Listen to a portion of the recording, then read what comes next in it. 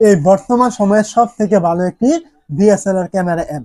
যে অ্যাপ থেকে আপনি নর্মাল যে ভিডিওগুলো রয়েছে আপনার মোবাইলের, ওই ভিডিওগুলোকে কিন্তু আপনি একদম ডিএসএলআর মতো কিন্তু তৈরি করতে পারবেন মাত্র এক ক্লিকে। কোনো রকম এডিটিং এর ঝামেলা আপনাকে করতে কিন্তু হবে না।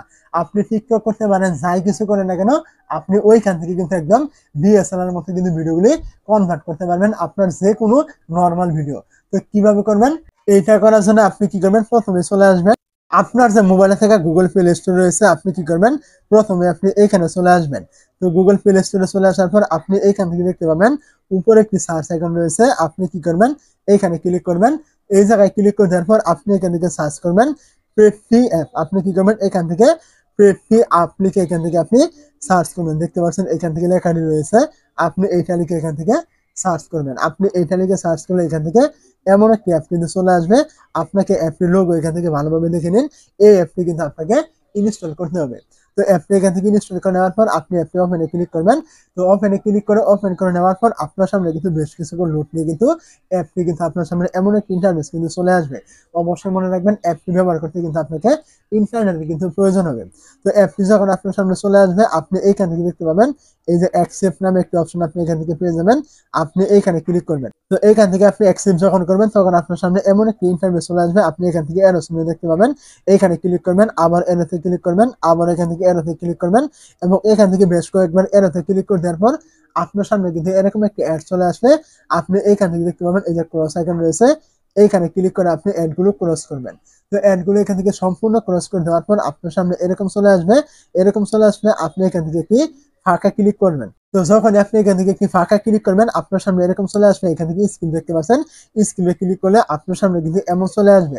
তো যখন আপনার সামনে স্ক্রিনে ক্লিক করবেন আপনার সামনে এরকম চলে আসবে। এরকম চলে আসবে, উপরে দেখতে পাচ্ছেন এই যে ক্রস আইকন রয়েছে, আপনি এখান থেকে আবার ক্রসে ক্লিক করে এখান থেকে ক্রস করবেন। তো এটা যখন আপনি ক্রস করবেন আপনার সামনে কিন্তু ফাইনালি এমন একটি ইন্টারফেস কিন্তু ওপেন হয়ে যাবে।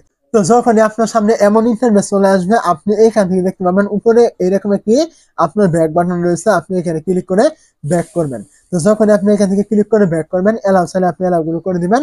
এলাও গুলো এখান থেকে করে দেওয়ার পর ফাইনালি আপনি এখান থেকে চলে আসবেন এমন একটি ইন্টারফেসে। তো যেহেতু আপনি এখান থেকে ভিডিও এডিট করবেন তার জন্য আপনি কি করবেন, এখান থেকে দেখতে পাবেন এই যে ভিডিও আইকন রয়েছে। আপনি কি করবেন, এখান থেকে ভিডিওতে ক্লিক করবেন। তো ভিডিওতে ক্লিক করে দেওয়ার পর এখান থেকে আপনার যে ভিডিওটি আপনি ডিএসএলআর করবেন এখান থেকে আপনি ওই ভিডিওটি ক্লিক করবেন। তো ভিডিওটি এখান থেকে ক্লিক করে সিলেক্ট করে দেওয়ার পর আপনার এখান থেকে বেশ কিছুক্ষণ লোড নিয়ে কিন্তু এই ভিডিওটি এখান থেকে চলে আসবে। তো ভিডিওটি এখান থেকে চলে আসার পর আপনি এইখান থেকে দেখতে পাবেন আপনার এরকম চলে আসলে আপনি এখান থেকে নো দেখতে পাচ্ছেন। এইখান থেকে আপনি নতুন সিলেক্ট করবেন এবং এই যে নিচের অপশনগুলোকে এইভাবে টানবেন। টানার পর এইখান থেকে আপনি দেখতে পাবেন এই যে ব্লার অপশন রয়েছে, আপনি এইখানে ক্লিক করবেন।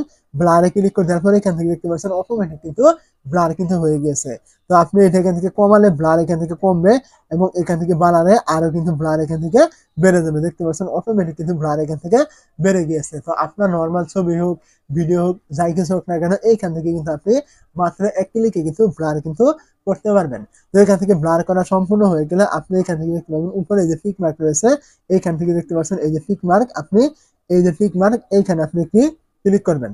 তো এখানে ক্লিক করে দেওয়ার পরে এখান থেকে দেখতে পাচ্ছেন এই যে ডাউনলোড আইকন রয়েছে এখানে কর্নারে, আপনি এখানে ক্লিক করলে কিন্তু এই ছবিটি বা ভিডিও এখান থেকে আপনি ডাউনলোড কিন্তু এখান থেকে করে নিতে পারবেন। কোনো রকম ওয়াটারমার্ক কোনো কিছু কিন্তু এখানে আসবে না।